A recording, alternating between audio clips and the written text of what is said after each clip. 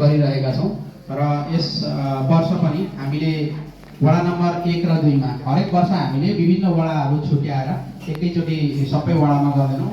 नयाँ दुई तीन तरिकाले चाहिँ हामी यो तालिम हुने गर्छ। दुई तरिकाले विशेष गरेर एउटा नयाँ लघु उद्यमी सिर्जना गर्ने भनेर हुन्छ। नयाँ लघु उद्यमी सिर्जना गर्नको लागि वडा नम्बर 1 र 2 यसपटक छनौट भएको थियो। त्यो वडा अन्तर्गत चाहिँ हाम्रो लगभग 60 जना नयाँ उद्यमीहरूलाई हामीले तालिम प्रदान गरेका छौँ र तालिम सँगसँगै यो कार्यक्रमले चाहिँ केही प्रविधि सहयोग गर्ने भन्ने हाम्रो कार्यक्रमको मोडल छ र त्यसै अन्तर्गत आज चाहिँ यहाँ सहभागीहरू सबैजना तालिम प्राप्त भइसक्नु भएको छ र उहाँहरूको माग अनुसार हामीले उहाँहरूलाई केही सिलाइ कटाइ मेसिनदेखि लिएर ब्युटी पार्लरको सामान त्यसै गरी एसी फ्रिज मर्मत गर्ने उहाँहरूको चाहिँ मागमा आधारित र उहाँहरू धेरै सामानहरू उहाँहरूको प्रतिनिधिहरू नै गएर पनि खरिद गर्नुभएको छ।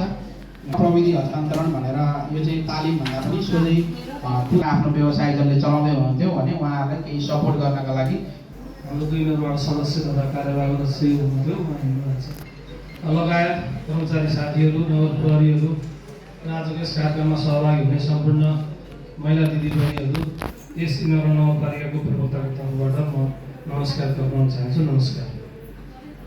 यो बजारीकरण सम्बन्धी अभिमुखीकरण कार्यक्रममा तपाईहरुले लघु उद्यमी सम्बन्धी जुन तपाईहरुले आफूले लिएको शिक्षा कम्तीमा व्यवसाय बन्नुहोस् भन्नका लागि यो खास यो तालिम चाहिँ हाम्रो कस्तो भइसक्यो भने हामी पनि अहिले जनप्रतिनिधि भएर 3 वर्ष आयौँ। 3 वर्षको अनुभवमा के त्यसकारणले यसबाट तपाईहरु सबैले लाभ लिनुहोस्। यसलाई हँसी मजाकको रूपमा अहिले लिएको देखिन्छ।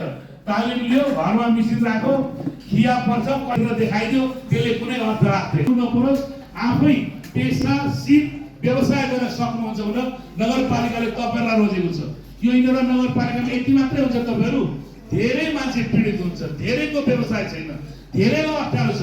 तर आज नगरपालिकाले तपाईलाई चुनेको खास कारण के हो भने त्यो छनौटमा तपाईहरु पर्नुभयो। अर्कोहरूलाई पार्छौँ, कहीँ हामीले कुखुरा बाँडेका छौँ, कहीँ सुँगुर बाँडेका छौँ, कहीँ बाख्रा पाठा बाँडेका छौँ, कहीँ जुत्ता चप्पल सिलाउने तालिम दिएर हल खोलेर चाहिँ त्यहाँ फ्याक्ट्री खोलेर राखेका छौँ। त्यसकारणले विभिन्न खाले युवाहरूलाई रोजगार बनाएर आफ्नो खुट्टामा उभिएर आफ्ना लागि आफै गर्न सक्ने वातावरण सृजना गराउने यो नगरपालिका लक्ष्य हो। यो लक्ष्यमा तपाईले साथ दिनुहुनेछ, सफल हुनुहुन्छ भन्ने शुभकामना